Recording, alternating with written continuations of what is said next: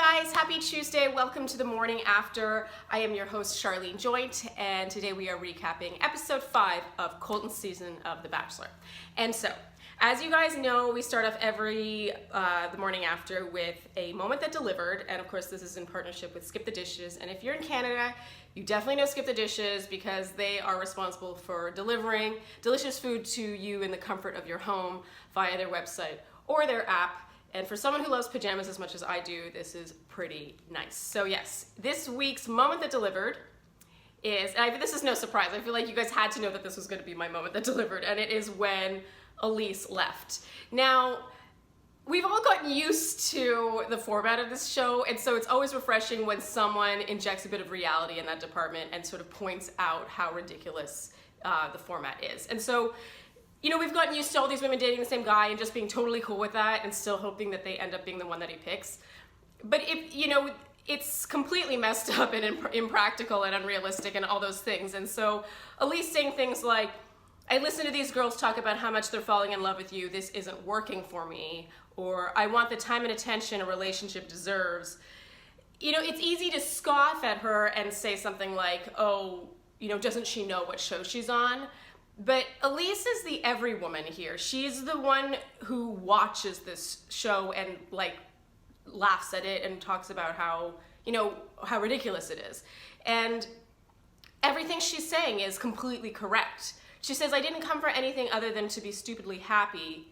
And to me, this came off as a hint at not coming for some sort of Instagram fame or just to stay on the show for as long as possible.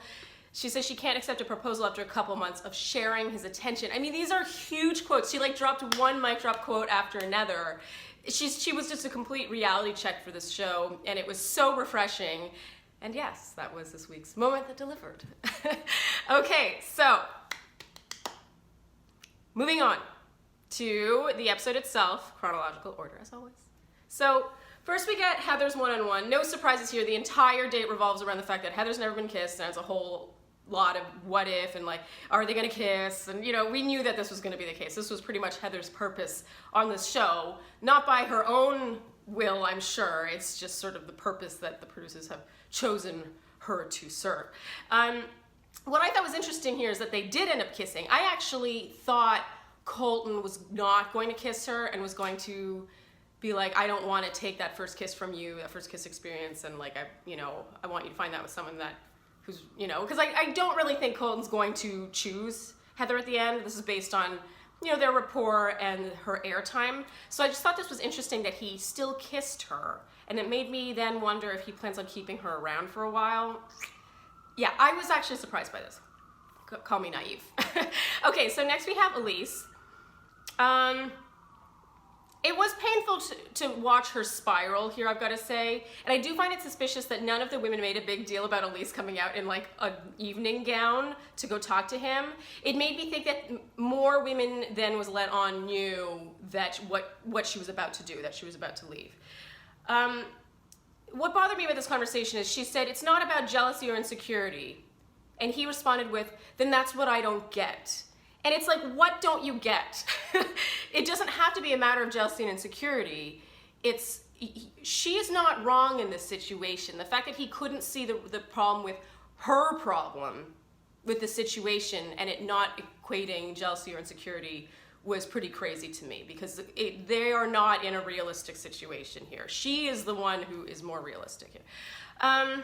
Finally, you know, they show a lot of Elise regretting her decision or alluding to regretting her decision or having misgivings about her decision, and I gotta say she made the right choice. I mean, he didn't seem that torn up about it. Actually, he seemed far less torn up about it than I thought he was gonna be, and I think that if he really needed her to stay, like he was really gonna pick her, he would have been a little more emphatic about trying to get her to stay. He didn't really try to change her mind. So ultimately, there's no question she made the right choice. Okay, group date. The girls have to survive in the jungle. I feel like we've seen this before. In fact, I feel like we've seen it as recently as Ari's season. Pretty sure we saw this a year ago, just a different jungle. The only notable thing to happen on this date is definitely Onyeka versus Nicole. I gotta say kudos here to Tayshia for setting the record straight about what was actually said. I think that this is something that, you know, we might take for granted. It's something that a lot of people might sort of keep their mouth shut about and sort of be like, oh, maybe it could have been construed that way. Like, she really stood up for Nicole there in a way that we don't often see on this show. And of course she was in a position to be able to do that, but it really was a sort of a nice moment between women there and sort of standing up for what was, you know, the truth. It's also amazing how quickly something so innocent can travel like wildfire in the house, and that is pretty much what my entire Flair recap is about this week. Okay, so Cassie's one-on-one. You guys, let me know in the comments if you agreed with me on this, or if I don't know, I'm getting like more prudish in my old age. But I found this date really like uncomfortable to watch. Like they have so much chemistry and it's a beautiful thing. But it felt so intimate and private, and it was just a lot. It was a lot of making out. And granted, I was in a cafe when I was watching this episode, and I was like, you know, trying to like shield my screen like it was embarrassing.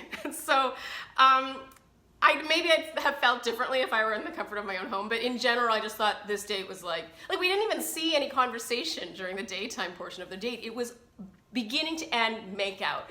And that's great for them. I mean, they definitely are a great couple. I just was like, oh my God, this is a lot. Like, yeah, I just kept thinking it was gonna stop and they would start having a conversation, and just sort of never happened until the evening when and the thing I found a little bit weird here was the sense of Cassie almost feeling like ashamed or apologetic for not being a virgin at 23 and being from California. It was just sort of an interesting dynamic given how much weirdness usually swirls around Colton's virginity, not his lack thereof. And so I just thought this was interesting. It made me really speculate as to how conservative her background is, if that's something she feels the need to like address in an almost apologetic manner on this show.